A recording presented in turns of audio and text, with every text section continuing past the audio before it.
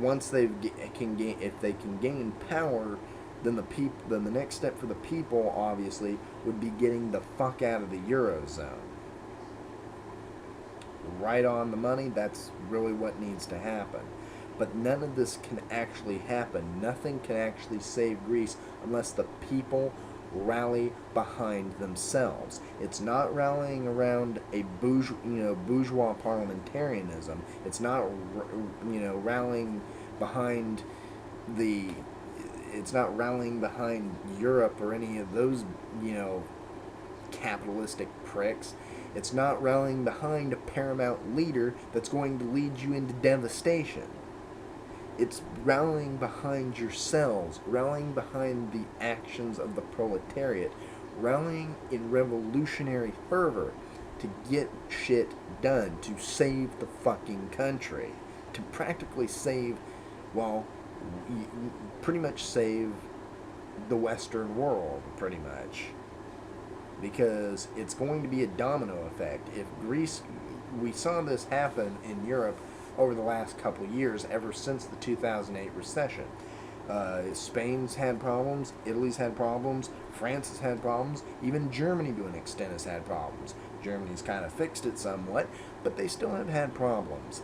And Britain's been having issues ever since about Britain's had problems for a long time, and let's just put it that way. But none of them have been as bad as Greece has. And Greece is literally teetering on the brink of being that domino that falls over, knocking all the other dominoes with it. And once that happens, that's going to seriously affect the rest of Europe. That's seriously going to affect us here, probably in the United States. And we are already seeing a rise in fascism that we've never seen in the Western world since this is worse than even World War II, pre-World War II fascism. We are seeing a rise in groups like Golden Dawn in Greece who could, at any moment, are at any right now. They're barking at the door, waiting for the opportune moment to strike. They literally are at pretty much at the point that they could easily seize power once that opportunity presents itself. Then we've got groups like Front National in France with with freaking Marie Le Pen barking, and gaining popularity in France as well.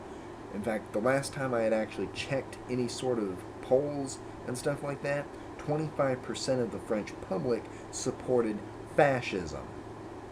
They supported Front National. Think about that. Now that's a scary situation. When Golden Dawn could seize power in Greece, when through sheer will of the people, basically throwing their hands up in defeat, or whether it comes through bourgeois parliamentarism, France is seeing a very possibility of not even needing an economic disaster, not even needing any sort of issue like that. They could easily see fascism come to power through bourgeois parliamentarism. And it's less likely that fascism will gain a foothold in Italy or Spain at this point right now, but there are right-wing groups that are barking at the door. And there are very far-right groups that are in, I think it's Slovakia or Hungary or Slovenia, somewhere in one of those countries down there in South Central Europe. They're gaining popularity as well. And this is a really sad situation. We're also seeing rises in neo-Nazism in Norway and Sweden. We're seeing the rise of neo-Nazism in Russia. And frankly, we're seeing the rise of, nationalists in Britain as well. Though I really don't think that Northspire is going to come to power anytime soon there.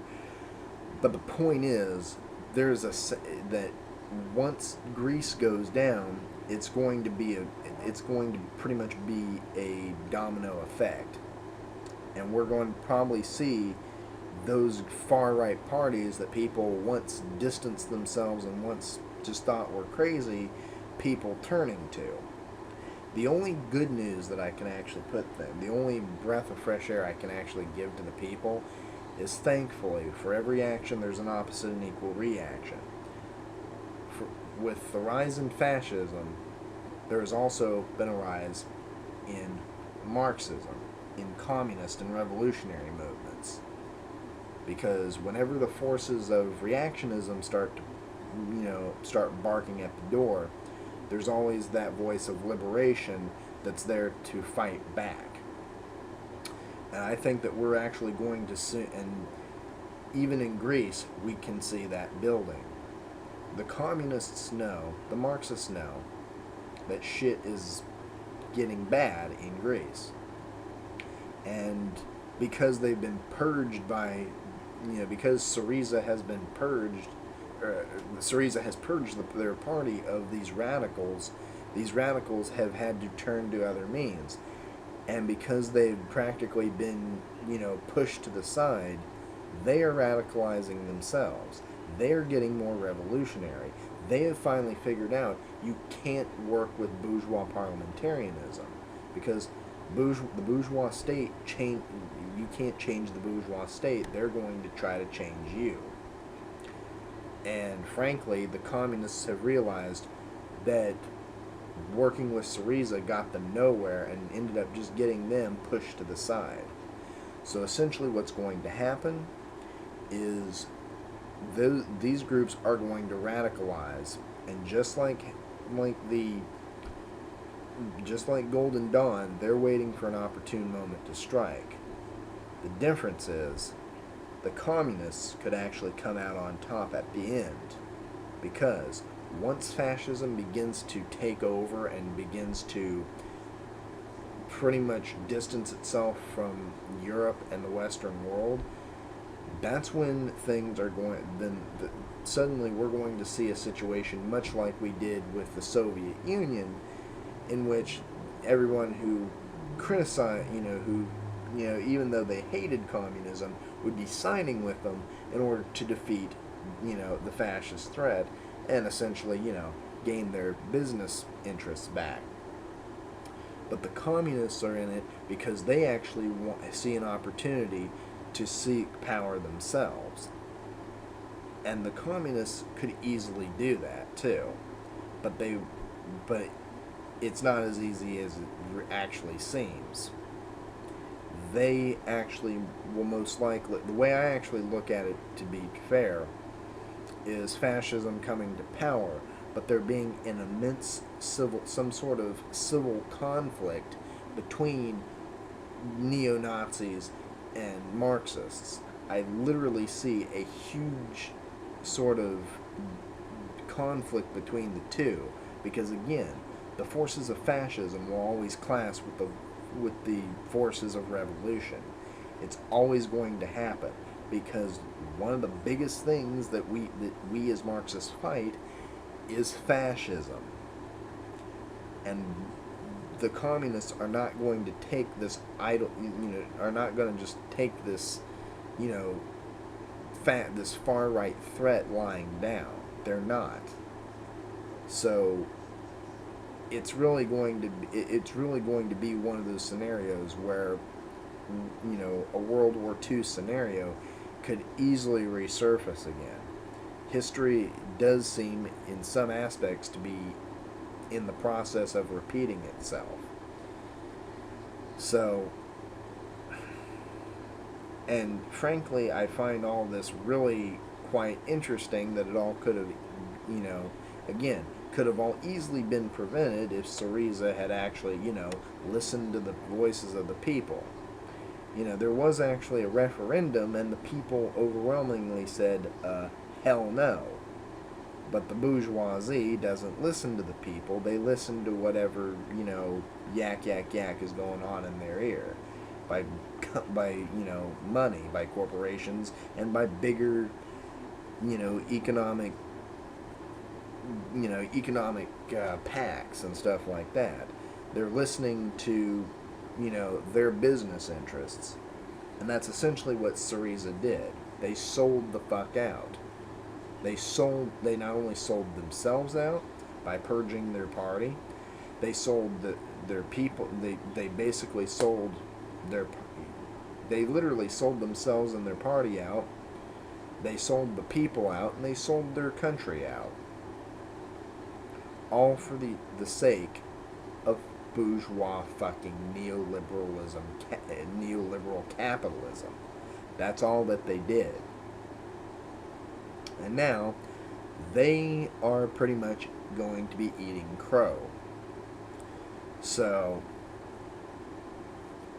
case in point, everybody was talking for several months this year about that whole thing called Grexit, which is, well, a portmanteau of Greek exit from the Eurozone. Frankly, Grexit was not a bad idea. In fact, Grexit was probably the best opportunity that Greece could have had to save themselves, to save what was left of bourgeois capitalism in their own state, and try to go at their own. But essentially, no, they had to go with big business. They had to go with, with the Eurozone. And once again, listening to the just wonderful harebrained ideas that Germany fucking shoved down their throat. So, once again, the people of Greece are being led into disaster by a foreign power, a Germanic state, and just as well are being poised to go down the road of being led into disaster by people that do this. By people that are literally have racialist, have fucking the most insane war against women, against ethnic minorities, against people of other religions, anything else. These people are neo-Nazis, but they are actually taken neo-Nazism and even modified it to the modern age. That is what Golden Dawn is. So thanks to Syriza, thanks to their fact that they didn't want to listen to to the people, that they didn't want to exit the Eurozone, they now are leading the Greek people straight into the abyss. And frankly, on the larger level, the only people that they have to thank for their leaders for leading them down the road to the abyss is Germany, at the hands of Führer Merkel, has led them down this fucking filthy ass path. So yeah, thank you, Merkel. Thank you for royally fucking everybody to the bowels of bloody hell. Thank you for fucking Greece over. And thank you, Syriza, for selling out your people and fucking over your entire country. You have now led your people into disaster and possibly into the hands of totalitarianism.